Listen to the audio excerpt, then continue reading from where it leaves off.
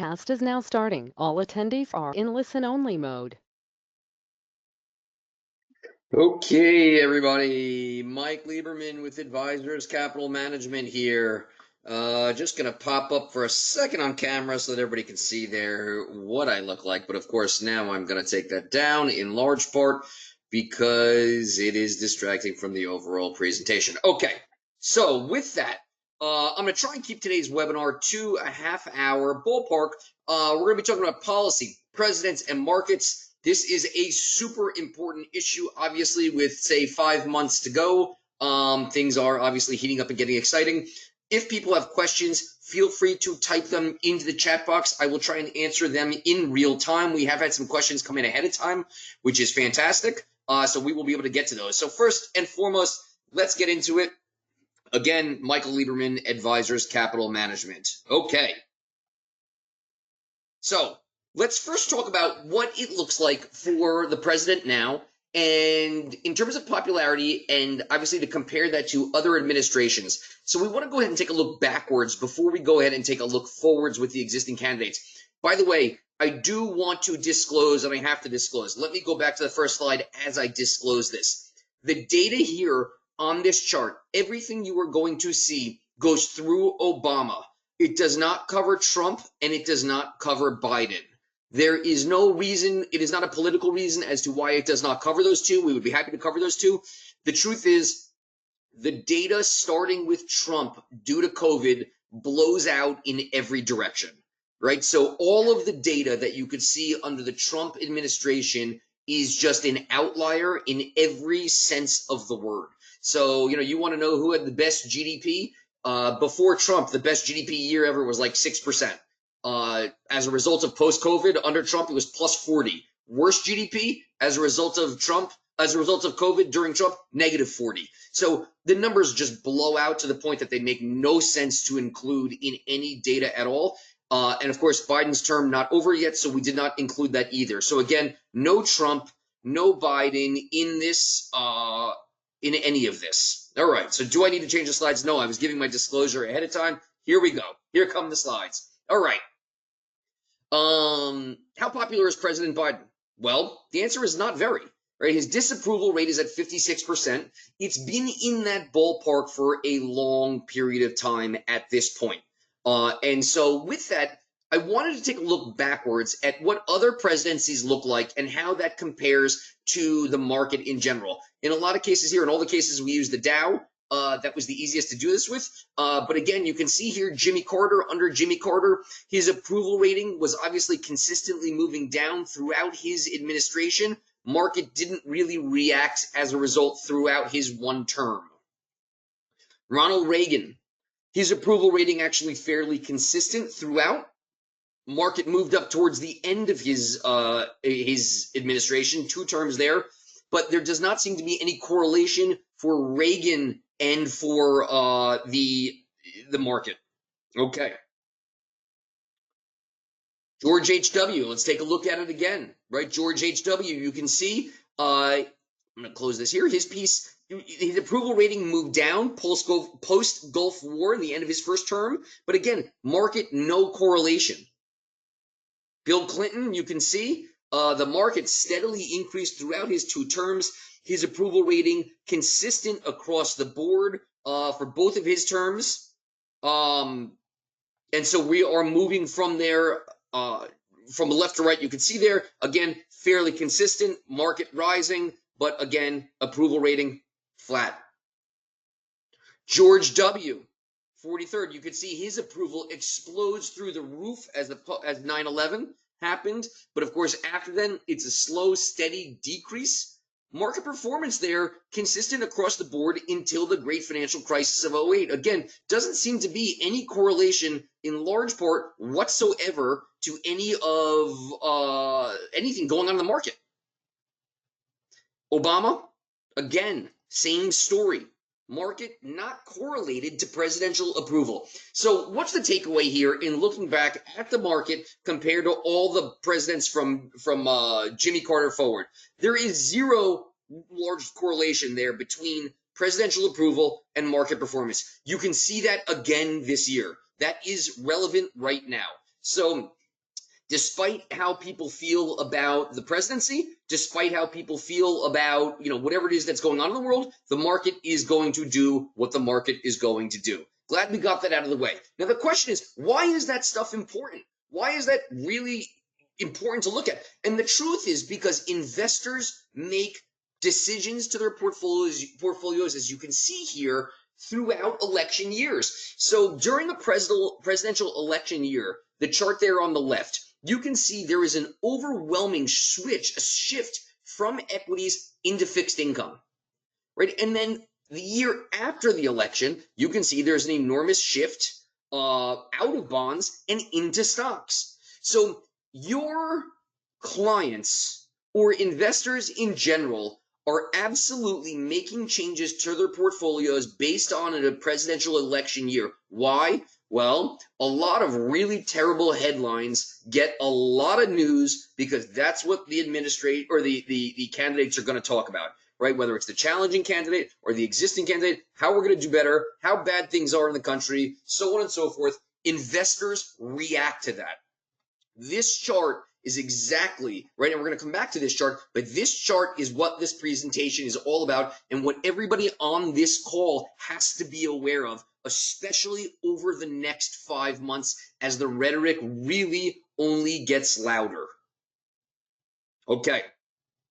Going back through President Truman through Obama, let's go ahead and take a look at what the data looks like. Again, we're going backwards. Real GDP growth, these are averages, but Democrats a 4.33. You can see healthy job creation. An unemployment rate around 5.5%. Change in unemployment rate down percentage points, 0.83 percentage points, great. Inflation rate, 2.89. Budget as deficit, and stock market annual return, 8.35. This is under Democratic administrations. Let's go ahead and take a look at what that looks like under Republicans. A 2.54 GDP. The ones people on this call really care about, on this webinar probably really care about, is the top of the bottom, right? Stock market annual return at 2.7. Unemployment rate 6.1 here. Unemployment rate slightly higher. So what does it look like when you're comparing the Democratic administrations to the Republican administrations? Well, the Democrats win in most.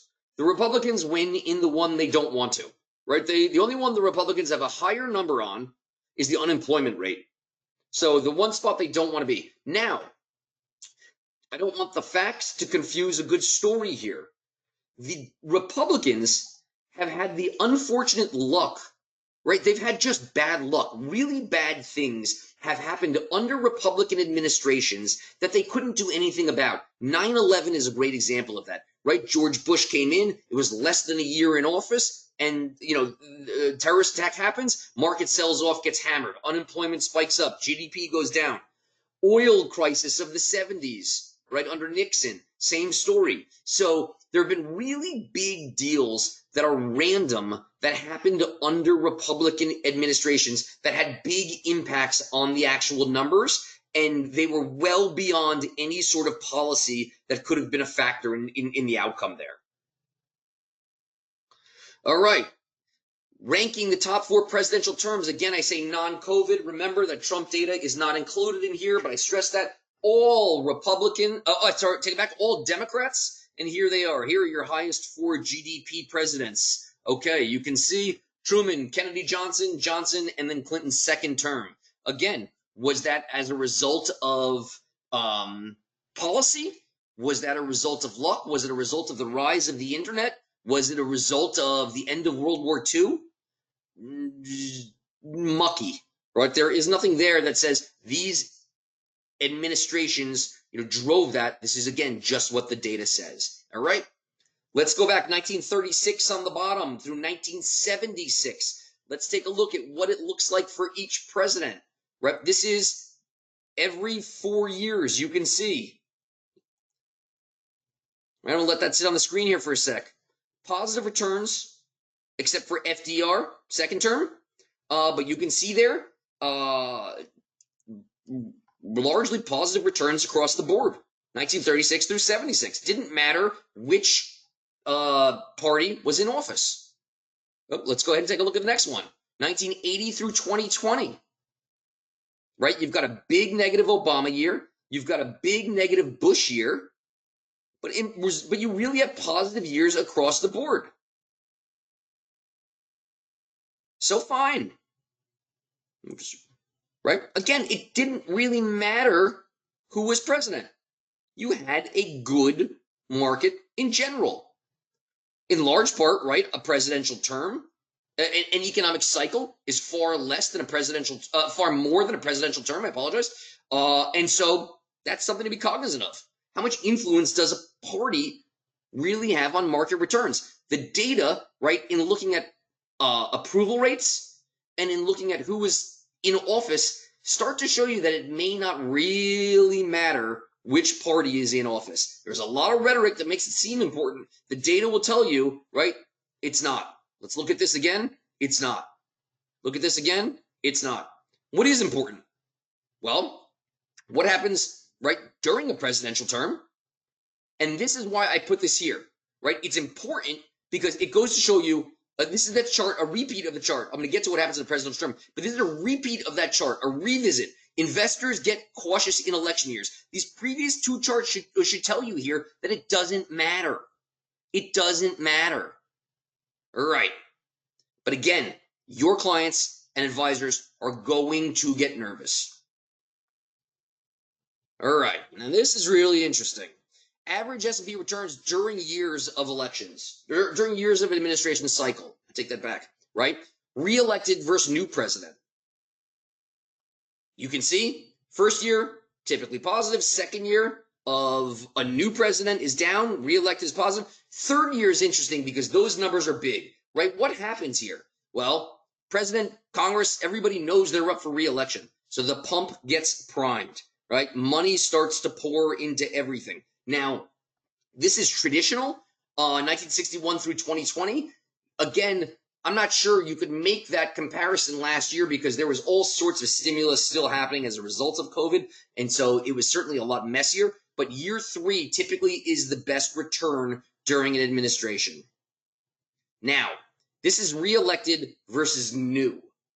There is only one other time in American history, I believe it was Grover Cleveland, that one lost re-election and then won again the following election. So I'm not sure if this is re-elected versus new. This more is re-elected versus previously elected. So I know in this industry we always say this time is different, and then we always laugh because it's not different. Re-elected versus previously elected would be new in terms of data. Okay, this is what's important. This chart on the screen is what's important. It doesn't ultimately matter who wins the White House. We care that nobody wins Congress. That's what we want as financial advisors, right? That's what we want to get the best annual S&P return. A split Congress gives you a 14.5% average annual return. Why? Right? Because nothing gets done. And the truth is, right, as investors, we like when nothing gets done, right? What we don't like is uncertainty. What we don't like is changes in policy. We can live within the rules if we know what the rules are.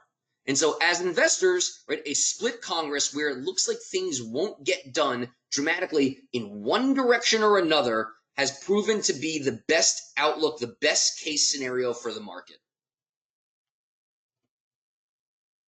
Okay, now we're going to get into some data. Boom and bust, 1945 through 2020. More recessions have happened under Republicans. More expansions have happened under Republicans. High highs, low lows. Republicans, they love too hard, right? Democrats, again, hit down the middle. We've got 2 recessions, 5 expansions. Okay. There is going to be a stat coming up that is going to blow your mind. It is not this chart. I believe it's the next one. But the U.S. has experienced recessions in 50 quarters. Of those 50 quarters, almost all of them have happened under Republicans. Right? The idea of smaller government, right, it may not be as relevant today as it was in the past, but it certainly had an impact. This is the wild statistic that I thought was just so interesting I had to share. Right? Every Republican president since Benjamin Harry Harrison, Benjamin Harry, geez, I'm messing this up. Benjamin, that's what happens when you try and put a middle name in there. Benjamin Henry Harrison served from 1889 to 1893, has a recession start in their first term in office. Trump had this as well with COVID. mind-blowing. Every Republican has gotten hit with a recession in the last 120, 130 some odd years. It's a wild statistic of a random walk down Wall Street. Okay. Now, we have looked at going backwards. It is time. Yes, Teresa, a good question. She writes, could that recession be blamed on the previous administration regardless of policy? Yes, that is certainly the case. You asked the administration that's in office right now, could it be blamed on the previous administration? Absolutely. It absolutely could. And that is a great example of understanding, again, that an economic cycle is longer than in an administration. So is it possible that Republicans who came in, whether it was after a Democrat or after a previous Republican, but had come in that the previous party had muckied the system a little bit? Yes, that is absolutely a possibility. Okay. When asked in December 23, all right, so let me pause for a sec. We have gone backwards. We have looked at historical presidential data based on administrations, based on Congress, based on approval rates, based on returns. You've seen what backwards look like. And the answer was, I don't think it really mattered as to who was in office. Now, looking forward, that's obviously what a lot of people want to do on this call. We looked at the biggest investor concerns in December 2023.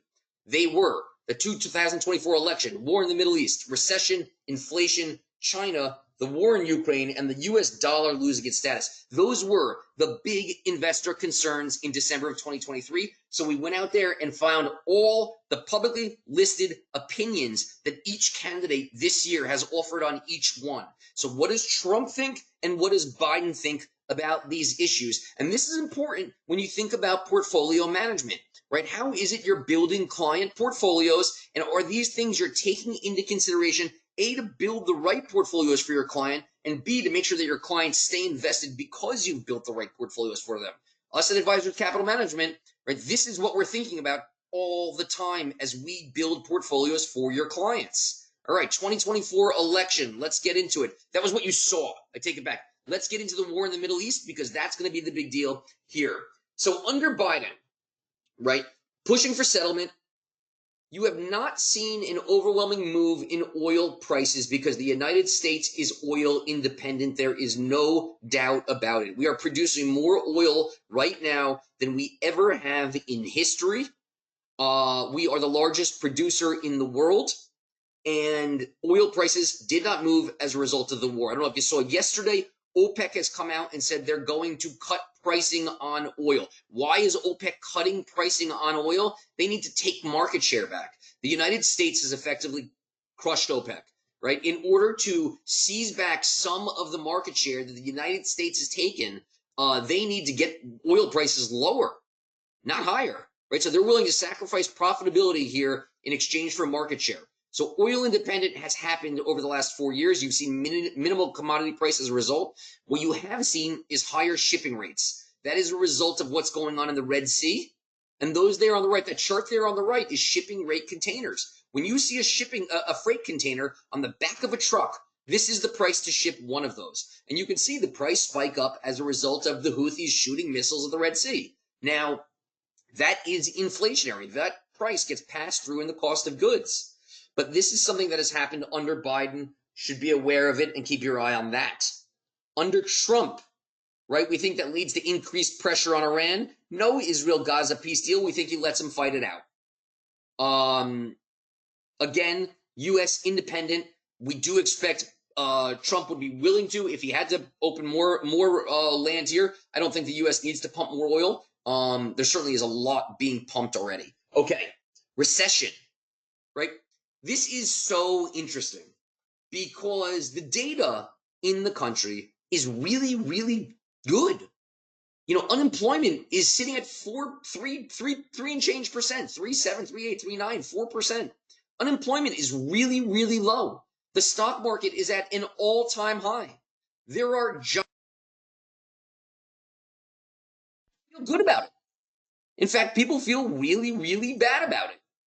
42% say things are going badly. 48% say the economy is still in a downturn. Right? 50% say the cost of living, inflation, rising prices, whether that's in apartments or homes or whatnot, is their main pain point. Now, effectively, what can you take away from that message? you can take away the fact that inflation is really, really painful, right? People think inflation, the impact it's having on their wallet is more painful than perhaps is the reality of what's going on in the economy. So the personal level drives the thought of the economy overall. Biden is pro-environment there, even if it is anti-growth. What does that mean? Pro-environment, right? The shift to green technology. It is really expensive. It is anti-growth for the time being, right? Moving to a full, say, environmentally friendly environment, EVs, solar, wind, all that kind of stuff is really, really expensive and could be anti-growth. Okay. Recession. Under Trump, we're still not fully positive as to what Trumponomics 2.0 would look like. We know Trump is pro-growth, without a doubt. We know he's pro-tax cuts. And we know if we want to produce more oil, he's drill, baby, drill. So what does pro-growth mean? Well, the willing to cut taxes in a warm environment. You can see that there, the Trump tax cuts under Biden would be set to expire. Under Trump, they would get extended. This would be hurtful for a lot of the country. There are some pockets of the country that may be beneficial. Northeast, California, where the SALT deduction limits would go away. Right, places where your municipal taxes are higher than your $10,000 annual deduction. But in general, we're not positive what Trumponomics looks like. So, and there are a lot there that's worth talking about because obviously with inflation being higher, pro-growth one needs to be careful about, right? And it's the same thing with Biden, obviously, as you know, putting out those last two rounds of stimulus created part of the inflationary environment that we're in. I was just watching on TV, or was listening on TV this morning or yesterday. I mean, all these days blend together at this point. But they were talking about why the rest of the world is cutting when the United States is not cutting. And the truth is, the United States' last two rounds of stimulus, we did two more rounds of stimulus than the rest of the world did. And so we still have higher levels of inflation. The rest of the world, the ECB cut interest rates today. I think Bank of Canada cut them yesterday.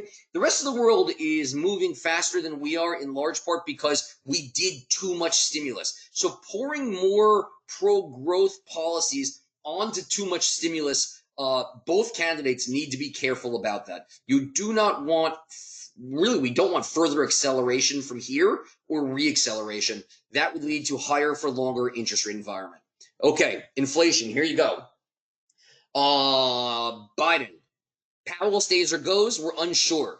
He's shown he will tap the strategic petroleum reserve when needed to keep oil prices down. Oil prices, gas prices, inflationary. He will press that to keep them down. Obviously, that was not the purpose of the SPR, but that's what's going on there.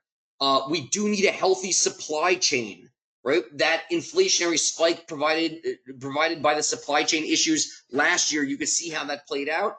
We are expecting onshoring or friendshoring and green initiatives. What does onshoring or friendshoring mean? Right? We are going to push a lot of companies to move tech, move factories, move industry out of China and into friendlier environments, whether that's Indonesia, Vietnam, India, so on and so forth. Friendlier environments mean higher prices. So, China and the cheap price is going to be cast aside here. And you can see companies all over the place trying to get out of China. Friendshoring is better for America. It is inflationary. The goods are not so cheap. What does that look like on a Trump? Inflation. Powell, gone. He's got no chance, right? So with Trump, Powell's out. Trump in the past has put a ton of pressure on the chairman of the Federal Reserve to lower interest rates, right? He's big on Made in America, which will be inflationary. Again, that's not even friendshoring, that's homeshoring. 10% tariff across the board, spend and cut taxes. Let's talk about pressure to lower rates for a second. What really is important is that the system maintains, that the United States maintains an independent Fed, right? Very, very important. You do not want political influence on the policies of the Fed. If you want an example of just how messy that can be, look at Turkey, where you have inflation at like 80% and President Erdogan, right, super involved in Fed policy, in their policy there. Now, when Trump was previously pressuring the Fed to lower rates in his first term, that was at a time, right? We asked, so Alan Greenspan sat on the board of ACM, and it was on our advisory team or whatever it was. And we asked him, we said, how common is this? Is what Trump is doing, the pressure he's putting on the Fed to lower interest rates, is that normal or abnormal? And Greenspan said, it's more public now, but it's completely normal. I got a letter from every single president, every single senator, every single governor, and every single congressman to lower interest rates. Now, it wasn't done in public, but they were certainly all asking. They all wanted me to do it. They wanted lower interest rates. So was Trump more vocal about it? Yes. However, was it abnormal? Apparently not. So that was the nice part of one of the nice parts about working with Greenspan, right? We had some really interesting insight there. All right, China. China is like the big conversation piece. Okay. Tech crackdown, primarily on chips. We're seeing it. He is starting to crack down on TikTok. We'll see what that looks like. Imports are down. You can see imports from China have fallen. They are now below the level of imports from Mexico. So great. Weapon sales, Taiwan, and strategic competition. Biden is selling weapons to Taiwan left and right. He is arming Taiwan left and right. This is a very important issue. With regards to TikTok, we'll see. It's interesting in part because Biden is stuck sort of between a rock and a hard place here. The population, right, uses TikTok. The U.S. population likes TikTok.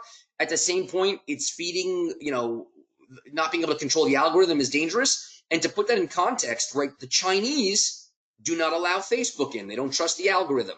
The Chinese do not allow Google in. They do not trust the algorithm, right? The Chinese do not let X/Twitter in. They do not trust the algorithm.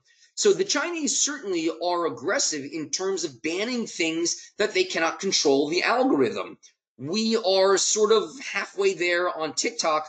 We'll see if it gets over the finish line. But the thought process there is that TikTok will go through some sort of drastic change, ban or American ownership. What does it look like for Trump? Right? What's important here, I want to go back, strategic competition with China. Under Trump, we think that is going to be strategic confrontation. So tech crackdown, halting a lot more chips than just we're halting now, banning Chinese tech. Tariffs pre-Trump administration were 3% on the Chinese. The trade war that took place during the Trump administration brought tariffs up to 12%. Remember the gyrations that took place in certain parts of the market with a 12% trade war. That number Trump has said he wants to go to now is 60% tariffs on on China. That is a big, big move. Now, the Chinese are starting to pivot. So what's happening is that Chinese automakers are now making cars in Mexico. And so again, it becomes gray. Are you putting a tariff on Mexico or are you putting a tariff on Chinese automakers made in Mexico? They are moving to go ahead and make that on Chinese automakers. So the tariffs, they want to move up to 60%. Now, again, this is made in America, right? That's what Trump wants. The Chinese have the ability to flood the American system with cheap goods, including cars, automobiles, all that kind of stuff. So the Trump administration has clearly said they want to keep that stuff out to protect American companies. Tariff 60%, that means that stuff is not going to come in. If it comes in, it is not going to be priced attractively. Stance unclear on Taiwan. Trump clearly doesn't want more conflict. Took a lot of pride in not having a lot of conflict during his administration. But at the same point, if the Chinese were to go into Taiwan, we don't know what would happen there. Okay, the war in Ukraine. That one came up obviously as a big issue. This is a big issue still going on. Fine, Biden, it's Russian containment. He will continue to throw weapons at Ukraine and let them fight. That is a big win for the U.S. defense industry and a big win for U.S. natural gas producers, right? U.S. defense industry, big beneficiary here. One, why? Well, every time the U.S. produces more weapons that get used for Ukraine, they need to be replaced. And so largely, the U.S., every time they give money or they give a new a couple $1 billion to Ukraine, they're giving it in the form of weapons. They're not really giving it in the form of cash. There's some cash, but not really giving it in the form of cash. And so this is really a big boon for the U.S. defense industry. That's been a big win for them. It's also a big win for them because basically, we've proven that Russian military goods are not of the highest quality. And so if you're a buyer of military hardware at this point in the game, do you really want to buy Russian goods versus American goods? If you're India, do you really want to spend your money on Russian military equipment versus American military equipment? So big win for the U.S. defense industry. Natural gas producers. Obviously, Europe is no longer taking in Russian gas. Pipelines have been blown up. Fine, they're not coming back. Who's the biggest producer of natural gas in the world? We are. Hello. Okay, fine, fantastic. We are pushing every extra, cubic unit of natural gas to Europe. If we had more boats and more ports and more conversion factories, if we had more, we would push more. So the U.S. is pushing everything we've got in terms of natural gas to Europe. Okay, this war in Ukraine for Trump. Sounds like there would be a lot of potential for settlement, right? There are risks to Zelensky and risks to Ukraine in this environment, right? Could it be that they negotiate out and Crimea goes to Russia, the Donbas goes to Russia, and that sort of becomes like a no-go zone? Yes, that is certainly a possibility. If Trump wins, it's probably a likely one. What does Russia do in exchange for getting people to come out? Maybe they release the Wall Street Journal reporter that they're holding captive. Okay, fine. The big beneficiary here has been Trump's ability to push NATO to their 2% defense spending agreement. Now, worth noting that there's no document out there that says NATO countries need to spend at least 2% of their budget on defense. That document doesn't exist. That was an agreement, sort of like a verbal agreement, and it's stuck. And so, okay, fine. That's just sort of what is going on. Now, countries have moved in that direction, right? As wars will turn back to Europe, the threat is real. Countries have gotten there. They're not all there, but I believe now a majority of NATO is at 2% or more. Poland, who feels very threatened, has said they are willing to go to 8%. So countries that feel threatened certainly are willing to get there. If this was to escalate and go beyond Ukraine, there's no doubt, right? NATO countries are going to spend a lot more because they are going to feel extremely threatened. Not a great scenario for the world. Okay. U.S. dollar losing reserve status under Biden. What's happened here to the dollar? Why is that a concern? Well, the U.S. has weaponized the dollar for sanctions. And a lot of the world, right, China, Russia, Iran, countries that are really not the most friendly to the United States have said, I don't want that to happen to us. And so what have they done? They've pulled a lot of their dollars, they've sold a lot of their dollars, and they've bought gold, right? They went out and they bought gold, right? And you see that. That's in the news all the time. You see the price of gold rally. Okay. There's a part of that is certainly foreign central banks buying gold. U.S. dollar has exorbitant privilege without a doubt. We can't ruin our privilege internally. We can't ruin that by us doing dumb things like debt limit debates and all that kind of stuff. The U.S. is in the pole position, right, as the reserve status, the reserve currency of the world. That is an unbelievably powerful place to be. Unbelievably powerful place to be. We don't want to screw that up, right? If the dollar is no longer the reserve status, we can't use that as a sanction tool anymore. That's a really powerful sanction mechanism. We don't want to lose that. So again, fiscal complacency, running up debt, we're doing it. Debt limit debates, we're doing it. So we are doing the things to shoot ourselves in the foot. Not all that great to be a part of. Under Trump has said the U.S. losing its reserve status will be bigger than losing any war. He gets it. He was previously anti-crypto. He has come out as pro-crypto. I'm not sure if he's pro-crypto or anti-current administration take on crypto. I don't know what the truth is there. Renewed tariff risk, dollar positive. Okay. So fine. We are now at the last slide, 36 minutes in. I am, like I told you, half hour. I'm pretty good. What does it look like, right? 42% of the country says they trust Trump on the economy. 31% trust Biden and 21% trust neither. Why is it that Trump comes out on top? Our thought, right, is largely because inflation is painful.